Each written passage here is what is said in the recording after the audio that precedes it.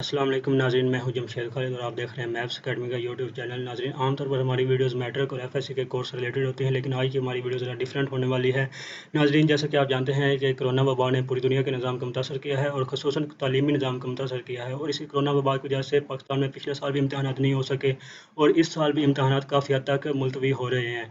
और जैसा कि आप जानते हैं कि पिछले साल ये फैसला हुआ था कि 10वीं और 12वीं के तलबा को उनके पिछले जमात के नंबरों की बिना पर उनको रिज़ल्ट मिल जाएगा, लेकिन उस वक्त ये फैसला हुआ था कि जो 9th क्लास है उनके इम्तहानात नहीं होंगे। उनके जब 10th के इम्तहानात होंगे अगले साल, तो वो फिर जो 10th में वो मार्क्स लेंगे उन्हीं बिना पर उनके 9th के मार्क्स लग जाएंगे। लेकिन इस साल जो ये कोरोना की सूरत हाल एक दफ़ा फिर काफ़ी ख़तरनाक है और इम्तहानात काफ़ी हद तक डिले हो चुके हैं।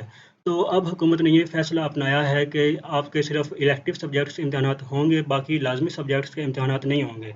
लेकिन अब सवाल यहाँ पे ये पैदा होता है कि क्या सिर्फ इलेक्टिव सब्जेक्ट्स के मार्क्स की बिना पर रिजल्ट दे दिया जाएगा या फिर किसी फार्मूले के तहत आपके लाजमी सब्जेक्ट्स के भी नंबर लगेंगे। तो आज की हमारी वीडियो का यही मकसद है। तो हम देखते हैं कि हुकूमत ने क्या पॉलिसी अपनाई है कि जिसके तहत अगर आपके लाजमी सब्जेक्ट्स के इम्तहानात नहीं होते तो उनके मार्क्स किस तरह लगेंगे।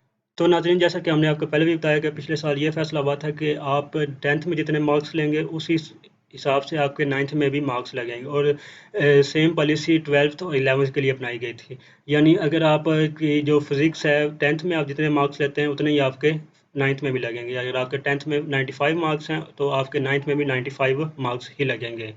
लेकिन इस साल ये पॉलिसी अपनाई गई है कि इन दोनों सब्जेक्ट्स के साथ एक एक लाजमी सब्जेक्ट को भी जोड़ा जाए, क्योंकि उसका पेपर नहीं होगा। मिसाल के तौर पर अगर फिज़िक्स के पेपर को इंग्लिश के साथ जोड़ दिया जाता है तो क्या होगा कि आपका पेपर सिर्फ 10th के फिज़िक्स का होगा और 9th का फिज़िक्स है जो कि पहले तयशुदा है कि उसके उसी के मुताबिक मार्क्स लगेंगे। तो आपके 9th के फिज़िक्स में भी 95 मार्क्स लगेंगे और इंग्लिश में भी 95 मार्क्स लगेंगे। तो अब यहाँ पे सोचने वाली बात यह है कि अगर आप 10th के पेपर तो आपने एक ही देना है, लेकिन मार्क्स आपके 3 लगेंगे। तो अब यहाँ पे देखने वाली बात ये है कि अगर आपके 10th में फेल हो जाते हैं खुदा न खास्ता, तो आपकी 9th की फिज़िक्स भी गई और 10th की फिज़िक्स भी गई, और उसके बाद जो उसके साथ एक लाजमी सब्जेक्ट जोड़ा था इंग्लिश, वो भी गया। तो इस तरह एक सब्जेक्ट में फेल होने से 3 सब्जेक्ट्स का नुकसान है।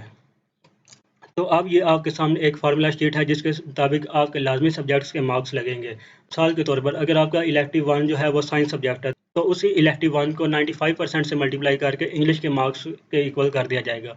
और इस तरह इलेक्टिव 2 में 90% होंगे जो कि उर्दू के मार्क्स लग जाएंगे, और इस्लामियत और पाक स्टडीज़ के इलेक्टिव 3 और इलेक्टिव 4 के मुताबिक 100% मार्क्स मिल जाएंगे। तो ये थे मैट्रिक के इम्तहानात की स्कीम, और इसके बाद हम देखते हैं कि इंटरमीडिएट के इम्तहानात की क्या स्कीम अपनाई गई है। इंटरमीडिएट में ये फार्मूला अपनाया गया है कि आपके जो इलेक्टिव 1 में मार्क्स होंगे उनका 90% जो है वो इंग्लिश के मार्क्स को दिया जाएगा, और इलेक्टिव 2 के जो मार्क्स हैं उनका 85% वो उर्दू को दिया जाएगा, और इसी तरह इलेक्टिव 3 के जो मार्क्स हैं वो 100% इस्लामियत और पाक स्टडीज़ में हो जाएंगे। तो नाज़रीन, ये वो फार्मूलाज थे जिनके मुताबिक आपके मैट्रिक और इंटर में लाजमी सब्जेक्ट्स जिनके यानी जो वो सब्जेक्ट्स जिनके इम्तहानात नहीं होना उनके मार्क्स लगेंगे। तो ये थी फ़िलहाल की एक फार्मूला। हो सकता है कि मुस्तकबिल में हुकूमत को ये फार्मूला चेंज करना पड़े, क्योंकि इसमें तलबा को काफ़ी नुकसान है, क्योंकि अगर वो एक सब्जेक्ट में फ़ेल होते हैं तो उसके साथ जुड़े जो बाकी 2 या 3 सब्जेक्ट्स हैं उनमें भी तलबा को फ़ेल होना पड़ सकता है।